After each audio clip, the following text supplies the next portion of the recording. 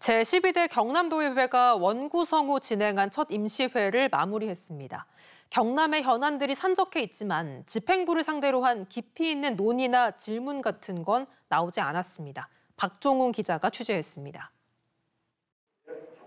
경남도의회 본회의장, 임시회 마지막 날 도의원들이 5분 자유 발언 때에 차례로 오릅니다. 7명의 의원이 각자 다른 주제로 40분 가까이 발언을 쏟아냈습니다.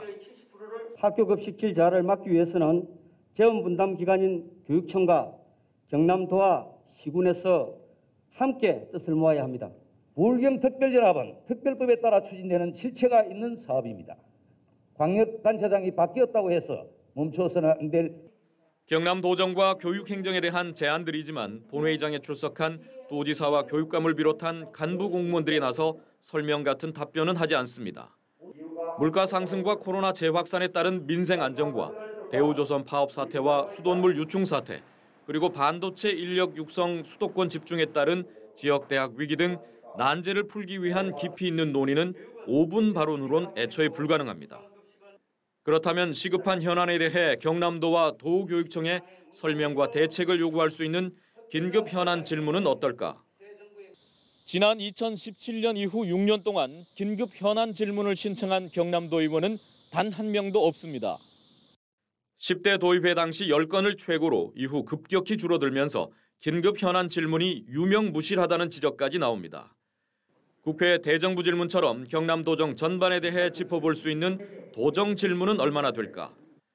연간 10차례 도의회 전체 회기 중 도정 질문의 기회는 3월과 6월 임시회와 9월, 11월 정례회까지 4번이 전부입니다.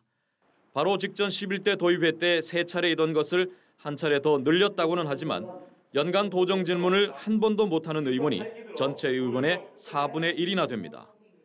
인근 울산시의회나 대구시의회가 매 회기마다 시정 질문을 할 수 있도록 한 것과 대조적이며 부산시의회의 경우 이번 임시회 때 3명의 의원이 발빠르게 시정 현안에 대한 질문에 나선 것과도 다른 모습입니다. 해양수도 부산의 발전 방안이나 사진야구장 재건축 이런 부분, 부산관광공사 관련 질의가 있을 거예요. 대구시는 일단 의원님이 하시고자 하시면은 임시회든 정례든 제외될 때 다 하실 수 있도록 오픈되어 있습니다. 도정 질의를 할 수 있는 기회는 매우 제한적입니다. 기회를 더 늘려서라도 의회가 적극적으로 나서서 긴급 현안에 대한 문제점을 지적하고 합리적인 대안을 제시해야 하고요. 7월 임시회를 마무리한 경남도의회는 9월 중순 정례회 시작 때까지 40여일간 산회에 들어갔습니다. MBC 뉴스 박종웅입니다.